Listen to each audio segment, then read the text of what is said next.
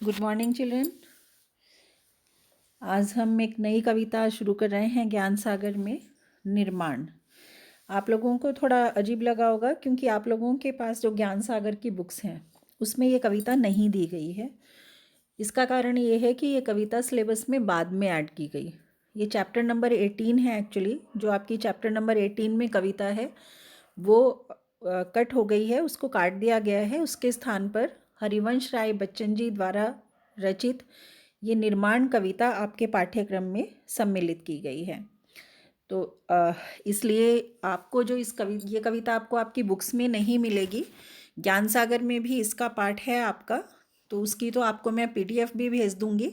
लेकिन इस कविता को आपको मैं ये जो मैं स्लाइड्स भेज रही हूँ इसमें मैं आपको इसकी व्याख्या भेज रही हूँ। बाद में मैं आपको इसके प्रश्नोत्तर भी भेजूंगी और अभ्यास सागर में इसका जो अभ्यास कार्य है वो भी आपको भेजा जाएगा। तो आप सारे बच्चे प्लीज़ इसको ध्यान से सुनेंगे, इसके भावार्थ को बहुत ध्यान से सुनेंगे। ये जो कविता है हरिवंश राय बच्चन की, उनकी एक रचना है सतरंगिनी, उसमें से ली गई है और बहुत महत्वपूर्ण कविता है। एक निराशा में डूबे हुए मनुष्य के हृदय में आशा का संचार करने वाली कविता है कि मनुष्य के जीवन में बहुत सारी कठिनाइयाँ आती हैं, बहुत सारी परेशानियाँ आती हैं, लेकिन उसे उनसे हिम्मत न हार के, उनसे न घबरा कर उसको बहुत साहसपूर्वक अपने जीवन में आगे बढ़ते रहना चाहिए, नया सृजन करते रहना चाहिए।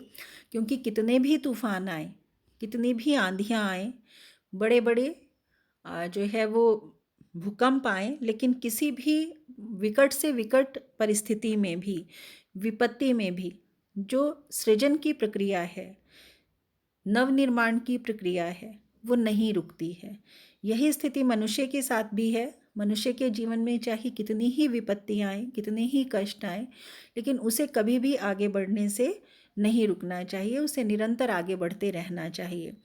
तो हम कविता शुरू कर रहे हैं और इसमें सबसे महत्वपूर्ण बात यह है कि जो कविता है वो कविता उस कवि ने पक्षियों को प्रतीक रूप में प्रयोग करके की है। इस कविता के में उन्होंने पक्षियों को मुख्य रूप से संबोधित किया है कि भले ही आंधी तूफान में उनके घोंसले टूट जाएं, लेकिन उन्हें दोबारा से घोंसले बनाने चाहिए।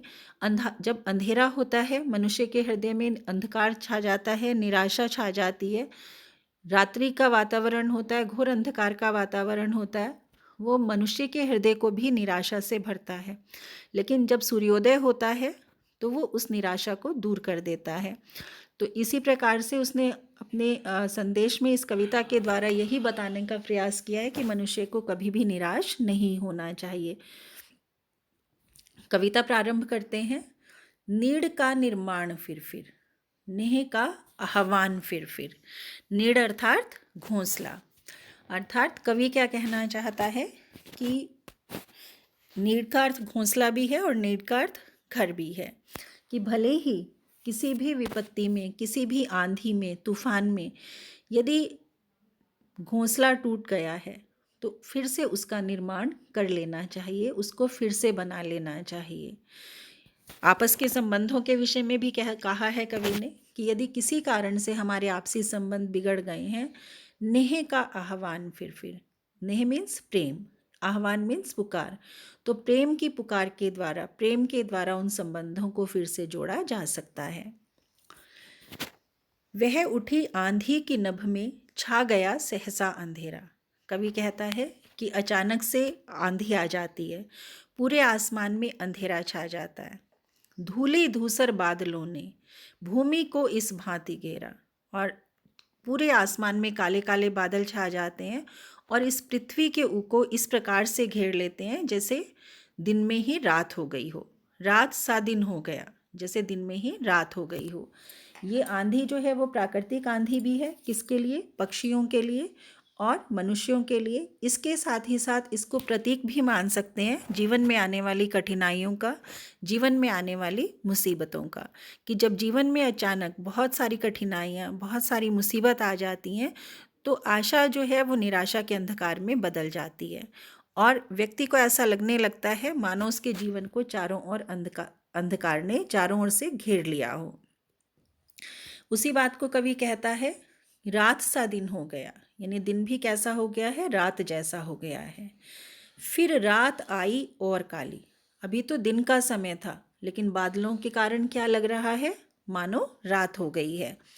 और जो रात वास्तव में जब रात्रि का समय हुआ, रात्रि का जो है वो काल आया, तो रात्रि कैसी हो गई, और भी भयानक हो गई, और भी कालिमा से परिपूर्ण हो गई, और काली हो गई। और कितनी भयानक रात है, लग रहा था अब ना होगा इस निशा का फिर सवेरा। निशा मतलब रात। और इतनी भयानक रात लग रही थी आंधी के बाद, तूफान के बाद, कि जैसे इस रात की सुबह कभी नहीं होगी, जैसे हमेशा रात ही रहेगी, सवेरा कभी नहीं होगा। अर्थात जब मनुष्य का हृदय पूरी तरह से निराशा में डूब जाता है तो आशा का उसके हृदय में कोई स्थान नहीं रहता। लेकिन ये वास्तविकता नहीं है।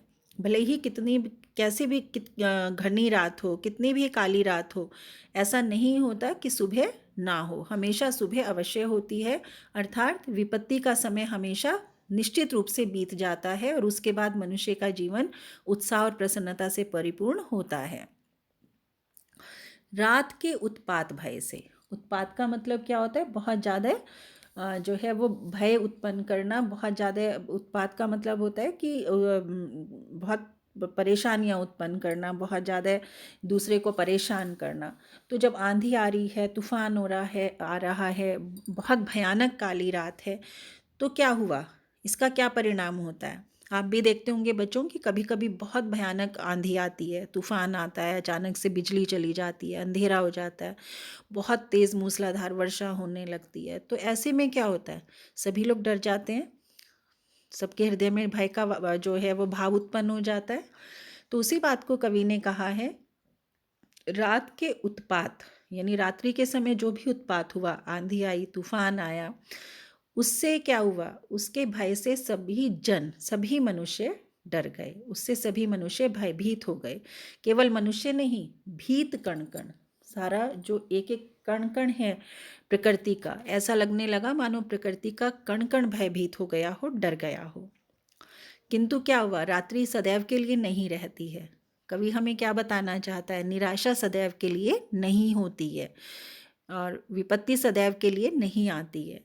तो इसी बात को उसने अगली पंक्तियों में कहा है, किंतु प्राची से उषा की। प्राची मीन्स पूर्व दिशा।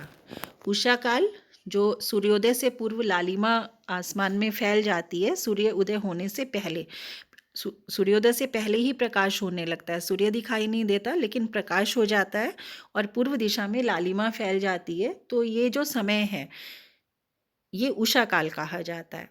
और सूर्योदय किस दिशा में होता है, पूर्व दिशा में होता है। तो कवि कहते हैं कि भले ही लोगों के हृदय रात्रि में निराश थे, भयभीत थे, वो डरे हुए थे, लेकिन पूर्व दिशा से प्रातःकालीन किरणें, उषा काल की किरणें फैल गईं और मोहिनी मुस्कान फिर उसने सभी के हृदय को अपनी मोहित करने वाली मुस्कान से भर दिया। सभी के हृदय जो है वो आशा से भर गए। रात्रि के समय जो भयभीत थे वो सुबह के समय निडर हो गए।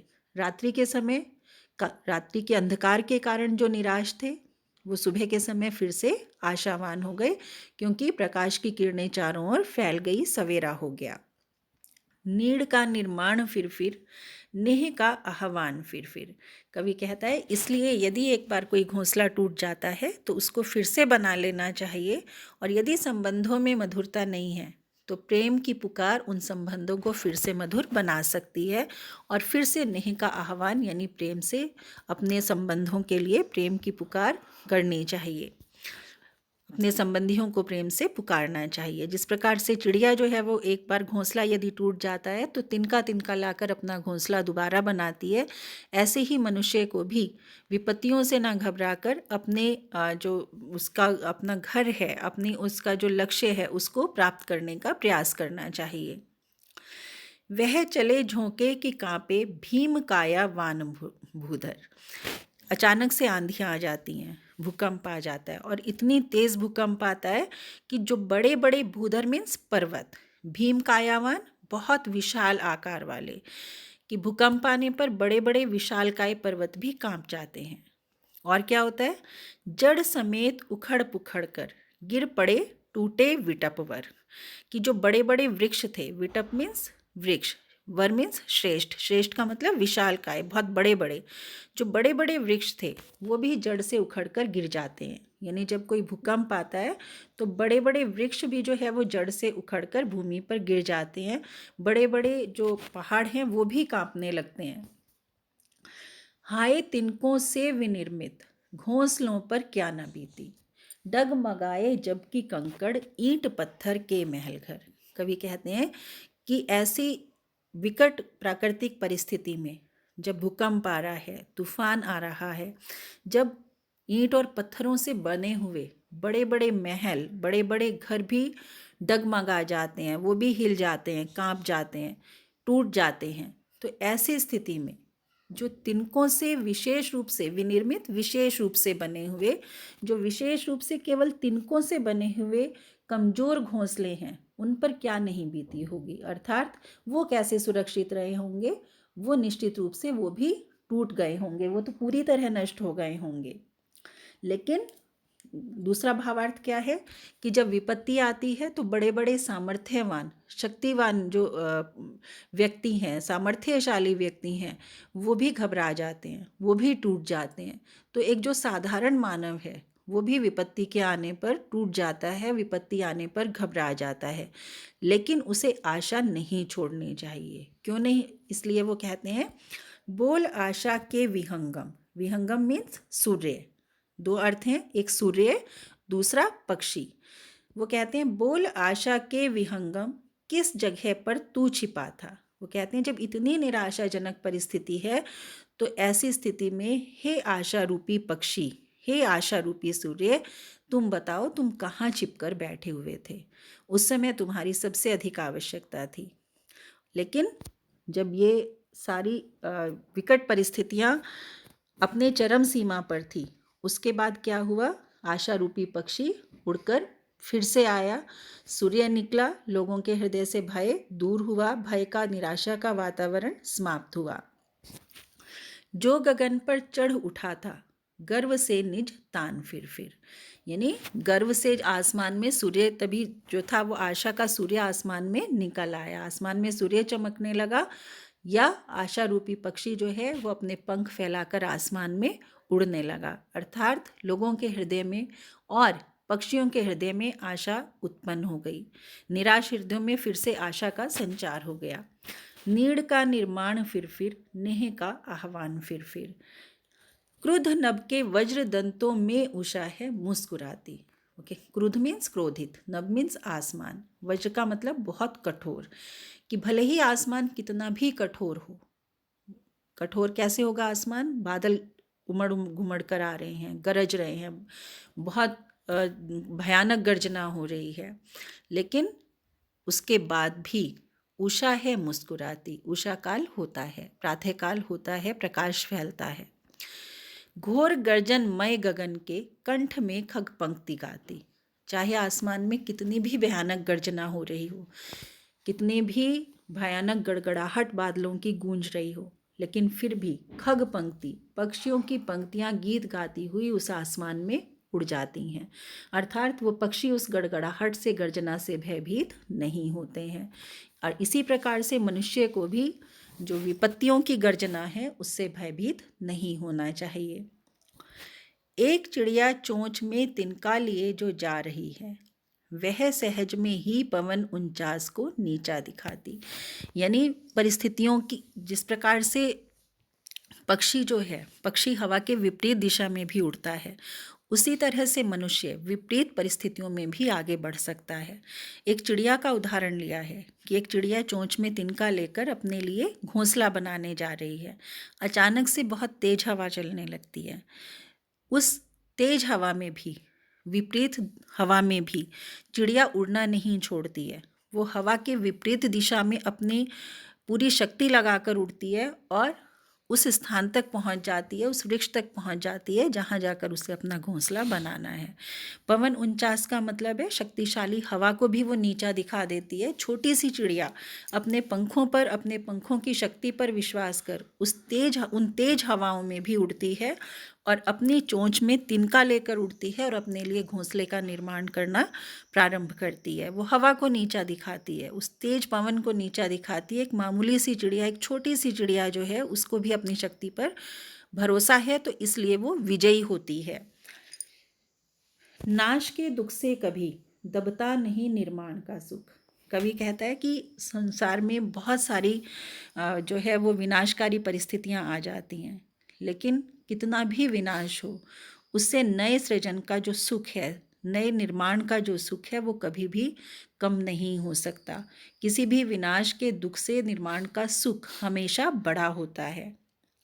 प्रलय की निस्तब्धता से सृष्टि का नवगान फिर चाहे प्रलय के, जब प्रलय होती है तो सब कुछ नष्ट हो जाता है। जब सब कुछ नष्ट हो जाता है तो चारों ओर निस्तब्धता छा जाती है, एक शांति छा जाती है। वो शांति कैसी होती है? वो शांति नहीं होती, सन्नाटा होता है। वास्तव में शांति शब्द हम इसके लिए प्रयोग नहीं कर सकते, सन्नाटा छा जाता है चारों तरफ।